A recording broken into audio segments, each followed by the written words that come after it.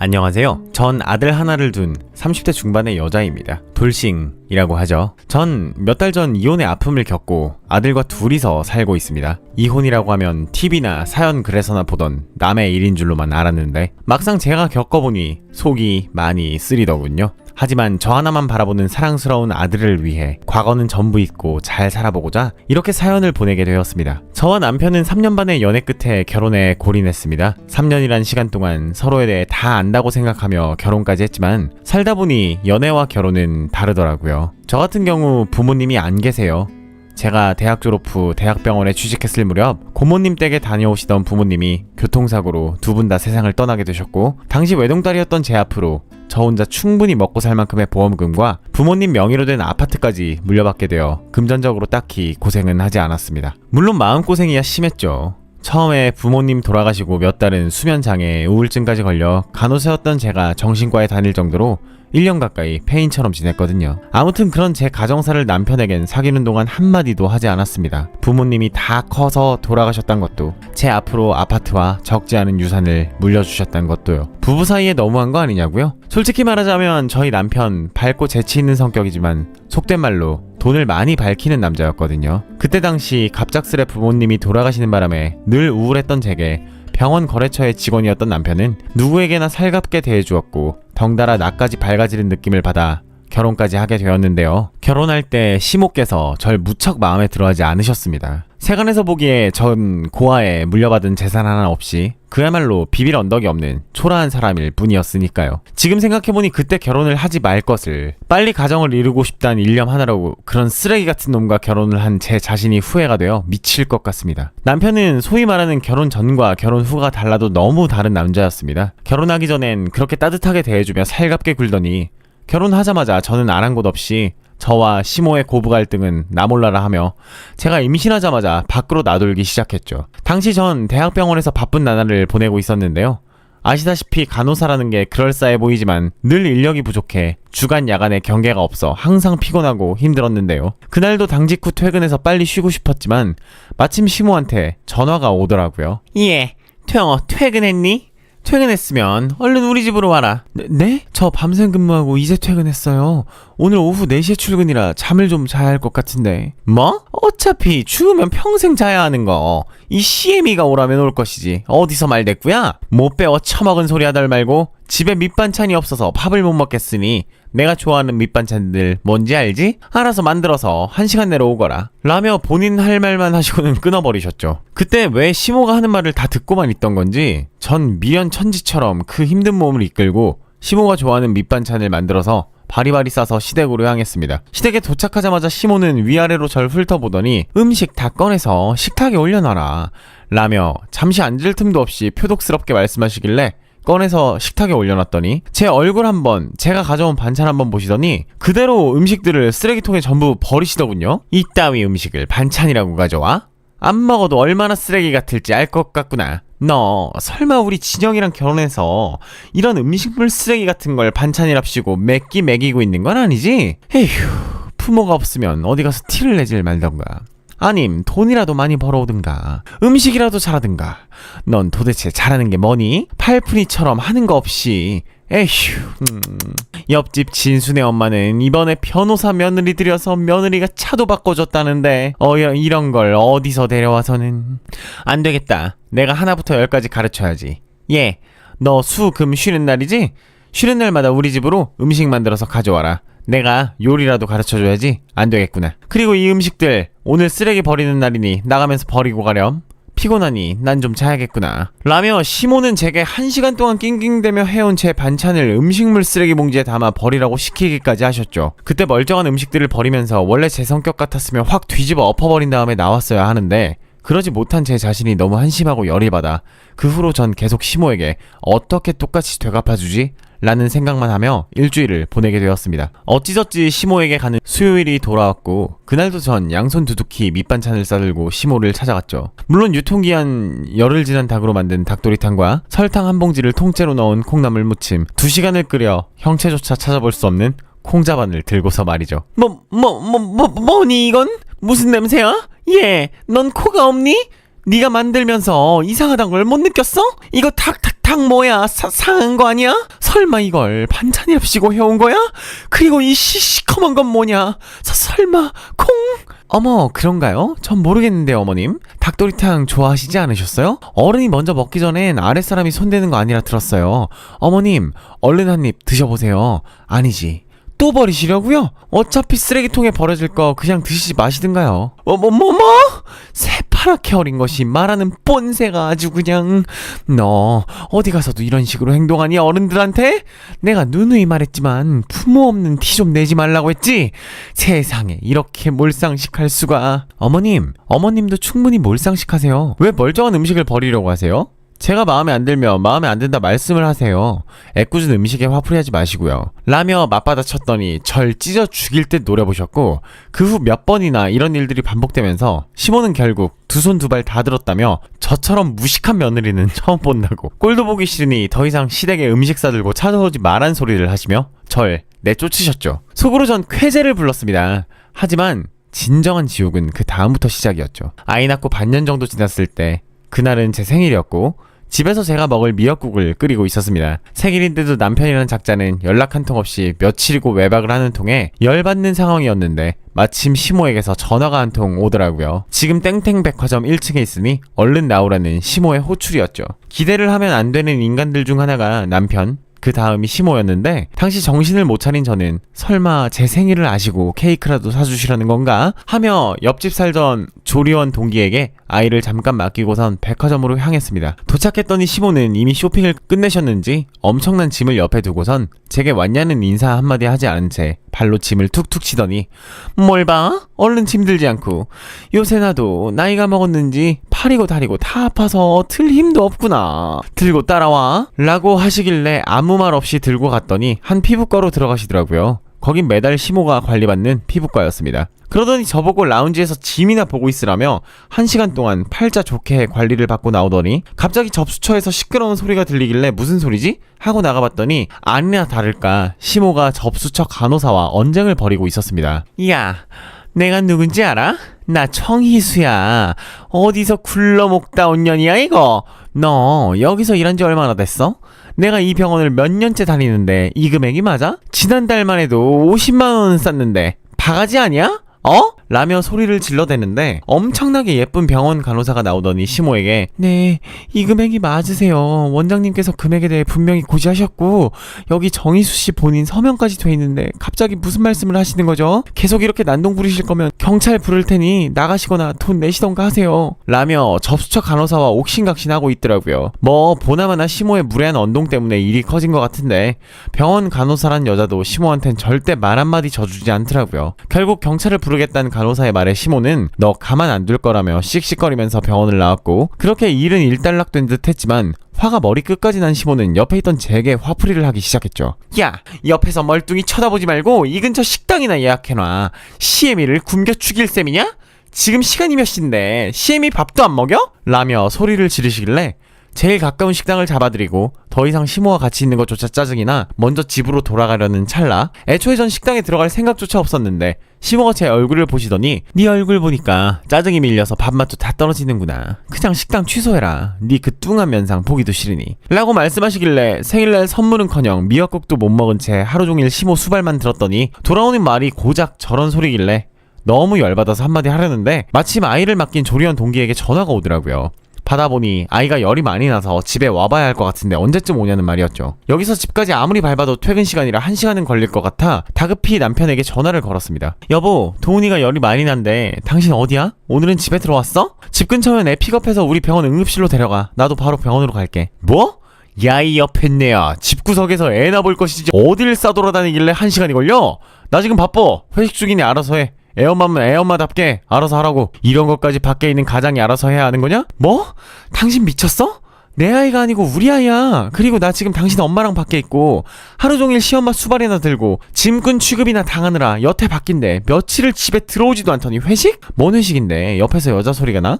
그리고 오늘 무슨 날인지 알아? 내 생일이야 라고 했더니 자기는 알 바 없다며 일방적으로 전화를 끊어버리더라고요. 그래서 이럴 때가 아니고 저라도 빨리 돌아가서 애를 병원에 데리고 가려는데 시모가 갑자기 제 손을 덥석 잡더니, 어디 가게? 나 데려다 주고 가야지. 이 짐들 다 어떡하라고. 여기서 우리 집까지 2시간은 걸리는데 너 차 가져왔지? 넌 끝까지 생각머리가 없는 애구나. 동훈이가 아프다고? 조리원 동기가 병원 데려다 주면 되잖니. 나 참 별것도 아닌 거 가지고 호들갑은. 얼른 나나 좀 데려다 줘! 라며 자신의 친손자가 아프다는데도 저런 소리를 해대는 시모에게 화가 난 나머지 제 등 뒤에서 너 지금 가면 후회할 거라는 둥의 소리를 질러대는 시모를 길바닥에 버려두고 허둥지둥 돌아왔습니다. 다행히 조리원 동기가 제가 근무하는 병원까지 아이를 데려다 주었고 병원에 가봤더니 아들은 수액 맞고 잠들어 있었죠. 아들에게 너무 미안하고 엄마로서 못할 짓을 한 것 같아 마음이 무거웠습니다. 그렇게 집으로 돌아와 아이를 재우고 앉아있는데 새벽 2시가 다 돼서 남편이 그제서야 집으로 기어 들어오더군요. 술이 아주 얼큰하게 취해서요. 제 생일은 엉망진창으로 지나버렸고 아이까지 아파 속상한 마음에 남편에게 한마디 했습니다. 지금이 몇 시인데 이제 들어와? 애 아프다고 오후 6시에 말했는데 넌 동훈이 걱정도 안 돼? 네가 그러니까 어휴. 야, 내 얼굴만 보면 그딴 식으로 바가지 긁어대니 집에 들어오기가 싫다. 너 그냥 애 유치원에 빨리 맡겨버리고 일이나 하러 나가라.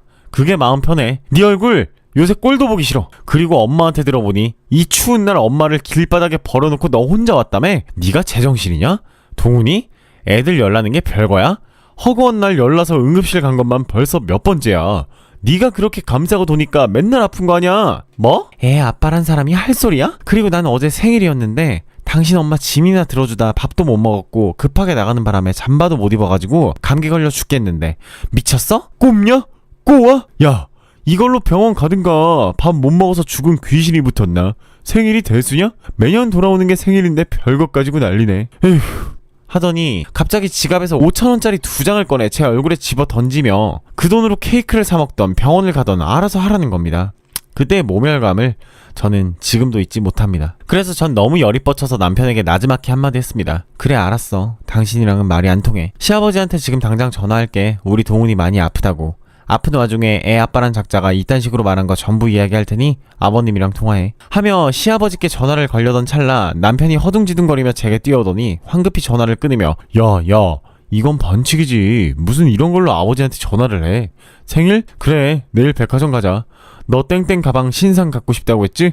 내가 사줄게. 동훈이? 지금 당장 야간 진료하는 소아과 갈까? 라며 갑자기 태세 전환을 해대는데 이유인즉슨 시모나 남편 둘 다 경제권이 있는 시아버지에게 꼼짝을 못하기 때문이었죠. 특히 남편은 시아버지 회사에서 일하면서 지금은 말단 사원으로 일을 배우는 중인데 시아버지께서 친손주에 대한 사랑이 끔찍해서 제 아들 앞으로 꼬박꼬박 용돈까지 따로 챙겨주실 정도였기 때문에 애들 용돈이라고 하기엔 액수가 생각보다 커서 남편은 그런 시아버지께 꼼짝을 못했습니다. 아무튼 그렇게 일단락이 된 후 며칠 후 가족끼리 아쿠아리움에 다녀오고 나서도 전 이혼까지 할 생각은 없었습니다. 그토록 바라던 소중한 가족이었고 아들을 저처럼 아빠 없는 아이로 키우고 싶지 않았기 때문이었죠. 어찌 보면 그건 저만의 욕심이었을지도 모르겠네요. 하지만 며칠 후 일이 터지고야 말았습니다. 육아휴직을 끝내고 병원으로 출근하려는데 갑자기 제 차가 덜덜거리더니 퍼져버리는 바람에 남편 차를 하루 빌려 출근을 하게 되었는데 내리면서 보니 옆자리 구석에서 뭔가 반짝거리길래 이게 뭐지? 하고 봤더니 처음 보는 목걸이가 좌석에 껴있더라고요. 자세히 보니 Y 하트 S라는 이니셜이 박혀있고 누구 건데 이게 여기에 있지? 어머님이 하고 다니실 만한 디자인은 아닌데 하며 그날 저녁 퇴근한 남편에게 대놓고 이거 누구 거냐고 물어봤더니 남편은 태연하게 TV를 보며 엄마 거겠지. 얼마 전 엄마 옆자리 태우고 아빠한테 모셔다 드렸거든. 이라고 말하는 남편의 당당한 태도에 뭔가 의구심이 들었지만 설마 이 남자가 바람까지 피웠겠어? 하며 넘어갔죠. 하지만 혹시나 하는 마음에 다음날 몰래 목걸이를 찍어서 어머님께 보여드렸습니다. 바쁘세요? 어머님, 이번에 목걸이 하나 사드리려고 하는데 이런 디자인은 어떠세요? 혹시 이런 목걸이 가지고 계신가요? 뭐? 뭔 개벽다구 같은 디자인이냐 그건? 예, 내 취향 모르니? 엘레강스한 거. 그런 건 줘도 안 가지니 준다고도 하질 말아라. 그거야말로 죽어도 욕먹는 거야. 라며 면박을 주셨고 어머님께서 하시는 독설보다 오히려 남편이 목걸이에 대해 제게 거짓말을 했다는 게 찝찝해서 견딜 수가 없었죠. 그날 저녁 역시나 연락 한 통 없이 새벽 1시가 다 되도록 안 들어오는 남편 방에 들어가 서랍 구석구석 노트북까지 샅샅이 뒤졌고 이렇게까지 해야 하나? 라는 마음이 들던 찰나 노트북 깊숙한 폴더에서 텔레그램이라는 앱을 발견하게 되었습니다. 이게 뭐지? 하며 들어가 보았더니 아무 없이는 들어갈 수가 없더라고요. 그래서 30분 넘게 제 생일, 남편 생일, 모든 기념일을 입력해보다 혹시나 하는 마음에 저희 아들 생일을 쳐봤더니 대화방으로 들어가졌고 그렇게 판도라의 상자가 열려버렸습니다. 아, 방금 만나고 왔는데 또 보고 싶네. 언제 보냐? 집구석에만 들어가면 바가지 긁어대는 마누라 때문에 가기가 싫고 우리 여보만 자꾸 보고 싶네. 그러게 얼른 이혼하라니까? 야, 이혼이 쉽냐? 알잖아, 우리 아버지가 친손주라면 껌뻑 죽는 분이신 거. 지금도 나한테 동훈이 용돈이랍시고 주시는 돈이 얼만데. 이혼해봐라. 친엄마랍시고 마누라한테 친권 다 넘어가고 이혼하면 우리 아버지가 퍽이나 나한테 유산 물려주시겠다. 좀만 기다려봐. 우리 마눌님한테서 이혼당하게끔 매일같이 집구석에 안 들어가고 있으니까. 아무튼 좀 이따 땡땡 모텔에서 보자.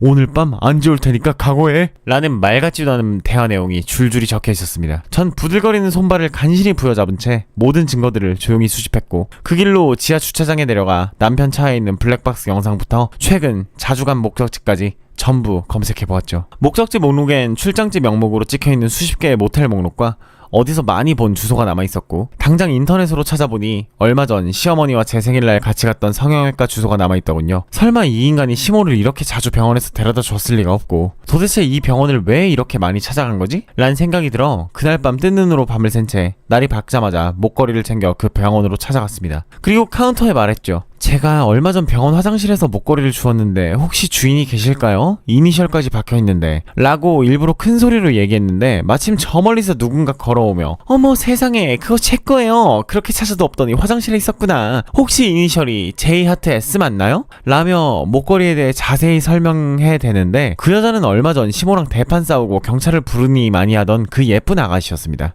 그 아가씨는 제가 본인이 바람 피우는 남자의 아내란 걸 꿈에도 모른 채 사랑하는 남자에게 선물 받은 소중한 목걸이라며 제게 고맙다고 밥이라도 사겠다며 제게 연락처를 물어보더군요. 시간 나실 때 언제든 연락 달라고요. 그렇게 불륜녀와 연락처를 주고받은 지 헤어졌고 그 후 며칠 동안 남편 몰래 남편의 불륜 증거를 전부 수집한 다음 동훈이가 할아버지를 많이 보고 싶어 한다며 오늘 시댁에 찾아뵙겠다고 시아버지에게 살짝 연락드린 후 시댁에 찾아갔습니다. 물론 남편에게도 오늘 시아버지가 동훈이를 보고 싶어 하시니 빠져나갈 궁리하지 말고 오늘만큼은 시댁으로 오라고 신신당부를 했죠. 그리고 불륜녀에게도 시댁의 주소를 찍으면서 여기로 오시면 된다고 말해놓았고 그렇게 시댁에 도착해보니 시아버지가 무섭긴 무서운지 웬일로 남편이 먼저 도착해 있더군요. 그래서 전 조용히 가방에서 남편의 불륜 증거들이 있는 서류를 꺼내 건네주었죠. 이게 뭐야? 네가 직접 열어봐. 그 안에 뭐가 있는지. 그렇게 남편은 부스럭거리며 서류 봉투를 열어보았고 기함을 토하며 적지 않게 당황한 표정을 짓더니 제게 되려 소리를 치더군요.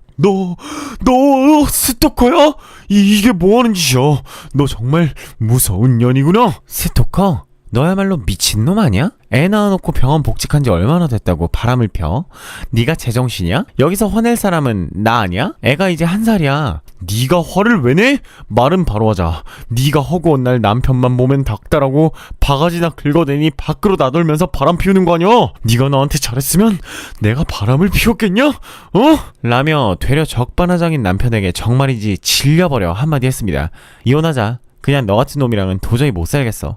그리고 동훈이 친권은 어차피 친모인 나에게 넘어올 거야. 어차피 당신 친아들을 짐덩이 취급해 애 보는 거 끔찍히 싫어했으니 괜찮지? 내가 가진 재산도 꽤 되고 일도 하고 있으니 친권은 나한테 넘어올 거야. 그리 알아. 너 같은 놈한테 애를 맡기느니 내가 죽는 게 나아. 뭐? 동훈이 친권을 왜 네가 가져가? 미쳤어? 우리 아버지가 동훈이한테 용돈 따로 주시는 것만 한 달에 몇백은 되는데 그것까지 네가 꿀꺽하겠다고? 이거 아주 웃긴 년이네. 야, 말은 똑바로 해. 동훈이 친권은 내가 가져. 가뜩이나 우리 아버지 용돈 너랑 나누는 것도 마음에 안 들었고 아들한테는 한 푼도 안 주는 용돈을 동훈이한테 주시는 것도 마음에 안 들었는데 웃기지 마. 넌 끝까지 뻔뻔하구나. 결국 친아들이 소중해서 친권 가져간다는 소리는 입이 삐뚤어져도 안 하고 뭐? 아버님이 주시는 용돈 때문에 겨우 그 이유 때문에 친권을 갖겠다고? 퍽이나 되겠다 넌. 유책 배우자라는 말도 안 들어봤니? 왜 이렇게 무식해? 하며 옥신각신은 하던 찰나 마침 시모가 집으로 돌아왔고 예, 니네는 왜 이렇게 시끄러워? 니들 목소리가 온 동네 다 들린다. 문이라도 닫고 그러던가. 뭐? 이혼? 도대체 뭔 소리들이야? 어머님 잘 오셨어요. 어머님이 소중하신 아드님께서 바람을 피워서 이혼하려고요. 좋으시죠? 고아에 가진 거 없는 무식한 며느리가 알아서 이혼해준다고 하니 어머님 평소에 저 마음에 안 들어 하셨잖아요. 뭐? 이혼? 이혼이 애들 장난이니? 그리고 이야기 들어보니 네가 집구석에서 얼마나 남편 내조를 안 했으면 착한 착한 우리 아들이 바람을 피워? 네가 잘못한 거 아니야? 설사 바람을 피웠다 해도 남자들한테 바람은 그저 스쳐 지나가는 해프닝일 뿐이야. 네가 이런 사단 안 내고 조용히 넘어갔으면 알아서 본처한테 돌아오는 게 남자인데 네가 뭔데 이혼이니만이라는 말을 먼저 꺼내? 코하면 코하답게 못 배워 처먹었으면 주제 파악이라도 하든가. 어디서 애 엄마라는 년이 이혼이란 말을 쉽게 내뱉어! 라며 제가 본인의 그 잘난 아들과 이혼하겠다고 하면 쌍수를 들고 좋아할 것 같았던 시모가 이상하리만큼 저를 타박하며 이혼은 할 거면 위자료로 10억을 내놓던지 이번만큼 저보고 참으라는 식으로 절 회유하려 들더군요. 그때 마침 문이 부서져라 열리더니 시뻘개진 얼굴로 시아버지가 들어왔고 시모와 남편은 일동 얼음이 되더니 얼이 빠져 있었죠. 다 들었다. 뭐 바람? 야 이 미친놈들아. 니들이 제정신이냐? 넌 뭔데 바람까지 피워놓고선 그리 당당해. 애 낳고 정신 차리겠다며? 그러면서 매달 생활비 명목으로 철들었다고. 나한테 받아간 돈만 얼만데. 그리고 뭐? 넌 동훈이한테 주는 용돈이 그리 아까우더냐? 니가 친아빠가 맞아? 그리고 이 옆했네야. 당신은 시험이란 작자가 아들 교육을 어떻게 시켰길래 옆에서 미안하다고 며느리한테 싹싹 빌어도 모자랄 판에 되려 큰 소리야? 집구석 잘 돌아간다. 잘 돌아가. 피든 못 속인다고. 이 옆했네가 나 몰래 회사 과장이랑 바람 피우다 걸려서 이혼당할 뻔한 게 엊그제 같은데 이젠 아들놈까지 바람을 피워대? 라며 시아버지는 남편도 저도 몰랐던 시모의 충격적인 과거를 폭탄 터뜨리듯 터뜨려버렸고 시뻘겋게 달아올라 부들거리는 시모를 뒤로 한 채 시아버지는 말을 이어가셨죠. 10억? 위자료? 위자료 같은 소리 하네. 바람은 지들이 피워놓고 위자료를 달라고? 에라이 옆했네야. 나도 도저히 못 참겠으니 이혼해. 니들도 이혼하고 우리도 갈라서 손주 얼굴 보고 정신 차리겠다고 손자나 며느리한테 잘하겠다고 내 바짓가랭이 잡고 빌어놓고는 어른이란 양반이 뒤에서 이런 식으로 처신머리 없게 행동을 해? 넌 유산이고 뭐고 없고 당신도 이 집에서 당장 나가. 라며 난데없이 시아버님의 이혼 선언에 시모 갑자기 난리가 나서는 자기가 어떻게 돈 한 푼 없이 이 세상 살아갈 수 있겠냐며 당신 없이 못 산다고 울고불고 난리. 남편도 아버지 없이 어떻게 사냐면서 아버지 회사를 물려받을 생각에 도박에 유흥까지 빚내서 하는 바람에 자기 앞으로 빚만 2억인데 이거 어떡할 거냐고. 그럴 거면 아버지가 급한 빚이라도 갚아달라며 동네 떠나가라 울고 있고 난장판도 그런 난장판이 없었습니다. 그러던 와중 열려있는 시댁 안으로 조용히 불륜녀가 들어왔고 난장판이 된 이 상황에서 어리둥절해하며 가만히 서 있길래 제가 환하게 웃으며 불륜녀한테 말했죠. 어서 들어오세요. 집이 좀 어수선하긴 한데 이쪽으로. 여보, 당신 차에 있던 목걸이 주인 내가 찾아줬어. 어머님께 여쭤봤더니 딱 잘라 아니라고 하시더라. 목걸이 주인 이분이셔. 당신은 누군지 잘 알고 있지? 당신이 나랑 동훈이까지 버려가며 나 몰래 만나던 당신 애인이잖아. 어서 인사해. 라고 이야기하자마자 뜻하지 않게 시댁에서 불륜녀와 조우하게 된 남편의 얼굴은 새파랗게 질리다 못해 한겨울에 식은땀까지 뻘뻘 흘리며 그 자리에 풀썩 주저앉아버렸고 시모는 그 와중에 얼마 전 병원에서 자신을 진상 취급하며 경찰까지 부르겠다고 하던 그 아가씨 얼굴을 잊어버리지 않았는지 너 이년아 여기가 어디라고 기어들어와? 너 아직도 병원에서 안 잘렸니? 라며 악다구니를 질러대길래 제가 옆에서 조용히 말했죠. 어머님, 이분이 남편이랑 바람 피우는 아가씨예요. 아는 분이시죠, 어머님? 어머님 경찰서에 쳐넣겠다던 그 예쁜 아가씨예요. 둘이 잘 어울리시네요. 유부남과 불륜이나 저지르는 주제에 예비 시어머니를 경찰서에 쳐넣겠다는 예비 며느리와 평생 본인 성질머리 주체가 안 되는 고귀하신 예비 시어머니의 만남. 이라고 말했더니 시어머니는 이 상황에 어지간히 자존심이 상했는지 제게 마지막으로 소리를 지르며 그래 이년아, 너 같은 미련 곰퉁이 같은 년보다 오히려 얼굴이라도 반반한 얘가 낫겠다. 이혼해라 이혼해. 나도 필요 없어. 친손 주고 뭐고 이래서 고아랑은 상종을 하지 말았어야 하는데 며느리 하나 잘못 들여서 집안이 파탄났네. 아이고 하며 끝까지 정신 못 차리는 시모와 얼빠진 남편을 뒤로 한 채 그대로 시댁을 나와버렸고 며칠 후 이혼 절차를 밟아 정식으로 남편과 이혼을 했습니다. 전 대학병원을 그만두고 새 출발을 하기 위해 다른 지역으로 이사를 왔고 엄마 아버지가 돌아가시며 남겨주신 유산으로 작은 아파트를 사서 페이는 조금 적지만 시간적으로 여유로운 병원에 이직해 아들과 지내게 되었죠. 그렇게 한 달 정도 지났을까요? 등기로 서류가 한 장 날라왔더라고요. 서류를 열어보니 그건 시아버지의 유언장이었고 제게 미안하단 말과 함께 당신이 돌아가시면 유산의 반은 친손주인 동훈이에게 나머지는 사회에 기부하시겠다는 유언장이 들어있었죠. 덧붙여 그 후 정말로 시모와 이혼한 뒤 회사를 정리하고 아무도 모르는 곳으로 이사가셔서 조용히 살고 계시다는 말과 가끔 동훈이 크는 거라도 사진으로나마 보여준다면 더 바랄 게 없단 말씀이 적혀 있었습니다. 그걸 보자마자 시아버지께 울면서 전화 걸어 언제든 당신이 동훈이를 보고 싶으시다 하면 놀러 가겠노라 약속하고 전화를 끊었죠. 하지만 그런 여운에 잠겨있던 것도 잠시. 며칠 뒤 어떻게 이직한 병원 주소를 알아낸 건지 점심시간 시모와 전 남편이 제가 일하는 병원으로 찾아왔더군요. 평소 명품으로 휘감고 다니며 또래보다 10살은 어려 보였던 시모는 이제야 지 나이로 보이는 듯한 파마 머리에 꽃무늬 치마, 전에 없이 추레한 행색을 하고선 제 눈도 못 마주치며 우물쭈물거리고 있었고, 전 남편은 원래 타고 다니던 외제차는 온데간데 없고 폐차장에서 주워온 듯한 트럭 한 대를 몰고 왔더라고요. 역시나 면도는커녕 이발도 몇 달을 안 했는지 거지 같은 꼴을 하고 나타나서는 제게 하는 말이 미안해, 내가 잘못했다. 역시 너 같은 여자가 없어.